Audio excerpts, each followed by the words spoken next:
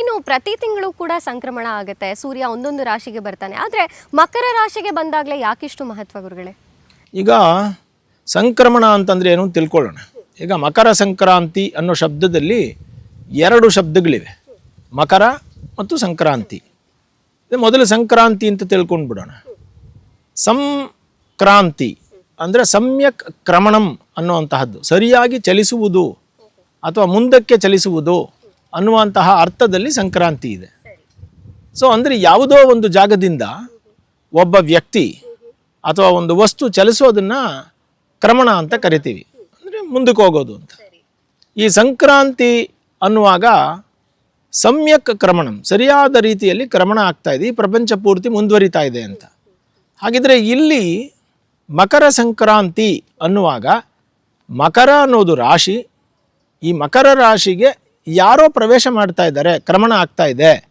ಯಾರು ಕ್ರಮಣ ಮಾಡ್ತಾ ಇದ್ದಾರೆ? ಸೊ ನಮ್ಮ ಭಾರತದ ಎಲ್ಲ ಕ್ಯಾಲೆಂಡರ್ಗಳಲ್ಲಿ ನಮಗೆ ಪ್ರಧಾನವಾದವರು ಯಾರು ಅಂತ ಕೇಳಿದ್ರೆ ಸೂರ್ಯ. ಸೊ ಅವನ ಆಧಾರದ ಮೇಲೆ ನಾವು ಸಂಕ್ರಮಣವನ್ನು ಮಾಡ್ತಾ ಬಂದಿದ್ದೀವಿ. ಇವಾಗ ಅಲ್ಲಿಗೆ ಎಲ್ಲ ಗ್ರಹಗಳು ಚಲಿಸ್ತವೆ. ಇವಾಗ ಶನಿ ಭಗವಾನ್ ಚಲಿಸ್ತಾ ಇದ್ದಾನೆ ರಾಶಿಗಳಲ್ಲಿ, ಗುರು ಚಲಿಸ್ತಾರೆ, ಬುಧ, ಎಲ್ಲ ಗ್ರಹಗಳು ಚಲಿಸ್ತವೆ. ಅವುಗಳು ಸಂಕ್ರಮಣ ಆಗ್ಬೋದಲ್ಲ, ಯಾಕೆ ಸೂರ್ಯನನ್ನು ಸಂಕ್ರಮಣ ಅಂತ ಕರಿತೀರಿ? ಸೂರ್ಯನಿಗೆ ಮಾತ್ರ ಇಷ್ಟೊಂದು ಪ್ರಾಶಸ್ತ್ಯ ಅಂತ ಕೇಳಿದ್ರೆ, ಈ ಕಾಲ ನಿರ್ಣಯ ಆಗ್ತಾ ಇರೋದೇ ಸೂರ್ಯ ಚಂದ್ರ ಭೂಮಿಯಿಂದ. ಈ ಗ್ರಹಗಳಿಂದ ನಮಗೆ ಕಾಲ ನಿರ್ಣಯ ಆಗ್ತಾ ಇಲ್ಲ. ಅವ್ರದ್ದು ಏನಾಗ್ತದೆ ಅದು ಅಲ್ಲದೆ ಗ್ರಹಗಳು ಕೆಲವೊಮ್ಮೆ ನೇರಗತಿಯಲ್ಲಿಯೂ ಕೆಲವೊಮ್ಮೆ ವಕ್ರಗತಿಯಲ್ಲೂ ಬರ್ತವೆ. ಅಂದರೆ ಅದು ಮುಂದಕ್ಕೂ ಹೋಗ್ತವೆ, ಹಿಂದಕ್ಕೂ ಹೋಗ್ತವೆ. ಆದರೆ ಸೂರ್ಯ ಯಾವಾಗಲೂ ಮುಂದೆನೇ ಹೋಗ್ತಾನೆ. ಆದ್ದರಿಂದ ಇದು ಸೂರ್ಯ ಕ್ರಮಣ ಇದು, ಆದ್ದರಿಂದಾನೇ ಸಂಕ್ರಮಣ ಇದು. ಅಂದರೆ ಇಡೀ ಭೂಮಂಡಲವನ್ನು ನಾವು ತಗೊಂಡ್ರೆ, ಭೂಮಿಯಿಂದ ನಾವು ನೋಡಿದಾಗ ಆಕಾಶವನ್ನು ಗಮನಿಸಿದ್ರೆ ಅದು ಒಂದು ಚಕ್ರವಾಗಿ ಕಾಣಿಸ್ತದೆ ನಮಗೆ. ಸೊ ಅದನ್ನು ಭಚಕ್ರ ಅಂತ ಕರೆದಿದ್ದೀವಿ. ಭಚಕ್ರ, ಆಕಾಶ ಚಕ್ರ ಅಂತ ಕರಿಬೋದು. ಭಾ ಅಂದರೆ ಆಕಾಶ. ಆಕಾಶ ಚಕ್ರವನ್ನು ತಗೊಂಡಾಗ ಒಂದು ಭೂಮಿಯಲ್ಲಿದ್ದು ನಾವು ಆಕಾಶ ಚಕ್ರವನ್ನು ನೋಡಿದಾಗ ಅದು 360 ಡಿಗ್ರಿ ಇದೆ. ಯಾವುದೇ ವೃತ್ತ 360 ಡಿಗ್ರಿಗಳಿರುತ್ತೆ ಅನ್ನೋದು ನಿಮಗೆ ಚೆನ್ನಾಗಿ ಗೊತ್ತಿರುವಂತಹದ್ದು. ಹಾಗಿದ್ರೆ ಈ ಸೂರ್ಯನ ಕ್ರಮಣವನ್ನು ಒಂದೊಂದು ರಾಶಿಯಲ್ಲಿ ಗುರುತಿಸ್ತಾರೆ. ಹಾಗೆ 12 ರಾಶಿಗಳಿವೆ. 360 ಡಿವೈಡೆಡ್ ಬೈ 12 ಹಾಕಿದ್ರೆ ಎಷ್ಟು ಬರ್ತದೆ? 30 ಡಿಗ್ರಿ ಬರ್ತದೆ. ಸೊ ಒಂದು ದಿನದ ಚಲನೆಯನ್ನು ತಗೊಂಡ್ರೆ ಒಂದು ತಿಥಿ ಆಗ್ತದೆ, ಒಂದು ದಿನ ಆಗ್ತದೆ. ಹೀಗೆ ಒಂದು ದಿನ, ಉದಯಂ ದಿನಂ ಅಂತ, ಸೂರ್ಯನ ಒಂದು ಇವತ್ತು ಹುಟ್ಟಿ ನಾಳೆ ತಿರ್ಗಾ ಹುಟ್ಟೋದಕ್ಕೆ ಒಂದು ದಿನ ಅಂತ ಕರಿತೀವಿ. ಹೀಗೆ 360 ದಿನಗಳಲ್ಲಿ ಒಂದು ವರ್ಷ ಬರ್ತದೆ, ಸಂವತ್ಸರ ಆಗ್ತದೆ. ಸೊ ಹಾಗಾಗಿನೇ ಸೂರ್ಯ 30 ಡಿಗ್ರಿಗಳು ಚಲನೆ ಮಾಡ್ತಾನಲ್ಲ, ಹೀಗೆ ಚಲನೆ ಮಾಡ್ತಾ ಇರೋದನ್ನು ಒಂದೊಂದು ತಿಂಗಳು ಅಂತ ಕರೆದಿದ್ದೀವಿ. ಸೊ ಹೀಗೆ ಒಂದು ರಾಶಿಯಿಂದ ಇನ್ನೊಂದು ರಾಶಿಗೆ ಸೂರ್ಯ ಹೋಗುವುದನ್ನು ನಾವು ಸೂರ್ಯ ಸಂಕ್ರಮಣ ಅಂತ ಕರಿತೀವಿ. ಆದರೆ ಈ ಸೂರ್ಯ ಸಂಕ್ರಮಣವನ್ನೇ ಇದು ಪ್ರತಿ ತಿಂಗಳು ಆಗುತ್ತೆ.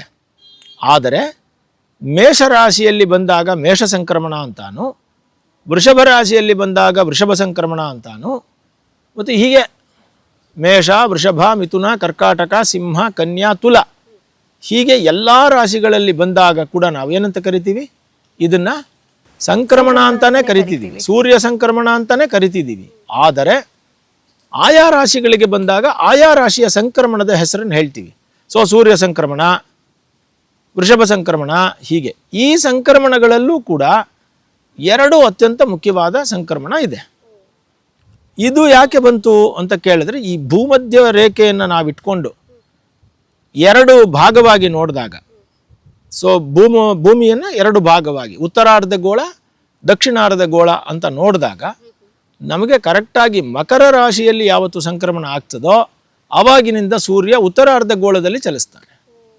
ಸೊ ಕಟಕ ರಾಶಿಯಲ್ಲಿ ಯಾವಾಗ ಬಂದಾಗ ಕಟಕ ಸಂಕ್ರಮಣ ಅಂತ ಏನು ಕರೀತಾರೋ ಆಗ ದಕ್ಷಿಣಾರ್ಧ ಗೋಳದಲ್ಲಿ ಚಲಿಸ್ತಾನೆ. ಸೊ ಹಾಗಾಗಿನೇ ಸೂರ್ಯನ ಚಲನೆಯಿಂದ ಭೂಮಿಯಲ್ಲಿ 2 ಅಯನಗಳು ಉತ್ಪತ್ತಿ ಆಗ್ತವೆ. ಒಂದು ಉತ್ತರಾಯಣ, ಇನ್ನೊಂದು ದಕ್ಷಿಣಾಯನ. ಅಂದರೆ ಸೂರ್ಯನ ಚಲನೆ ನಾವು ಭೂಮಿಯಿಂದ ನೋಡಿದಾಗ ಉತ್ತರಾಭಿಮುಖವಾಗಿ 6 ತಿಂಗಳು, ದಕ್ಷಿಣಾಭಿಮುಖವಾಗಿ 6 ತಿಂಗಳು ನಮಗೆ ಕಾಣುತ್ತೆ. ವೈಜ್ಞಾನಿಕವಾಗಿ ಇನ್ನೂ ನಿಮಗೆ ಅದೆಲ್ಲ ಭೂಮಧ್ಯ ರೇಖೆ ಎಷ್ಟು ಡಿಗ್ರಿ ಎಷ್ಟು ಅಡಿ ಅದೆಲ್ಲ ಬೇರೆ ಲೆಕ್ಕಾಚಾರ.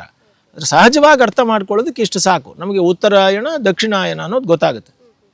ಹೀಗೆ ಮಕರ ರಾಶಿಗೆ ಸೂರ್ಯ ಬರೋದನ್ನು ಉತ್ತರಾಯಣದ ಆರಂಭ ಅಂತ ಕರೆದಿದ್ದೀವಿ. ಕಟಕ ರಾಶಿಯಿಂದ ಮುಂದಕ್ಕೆ ಹೋಗೋದನ್ನು ನಾವು ದಕ್ಷಿಣಾಯನ ಅಂತ ಕರೆದಿದ್ದೀವಿ. ಸೊ ಹೀಗಾಗಿ ಈ ಸೂರ್ಯ ಸಂಕ್ರಮಣ ಪ್ರತಿಯೊಂದು ತಿಂಗಳು ಇಂಪಾರ್ಟೆಂಟೇ ಆಚರಣೆಯಲ್ಲಿರೋರಿಗೆ. ಆದರೆ ಇದು ಅತ್ಯಂತ ಹಬ್ಬವಾಗಿ ಆಚರಣೆ ಮಾಡುವಂತಹದ್ದು ಉತ್ತರಾಯಣದಲ್ಲಿ. ಉತ್ತರಾಯಣವನ್ನೇ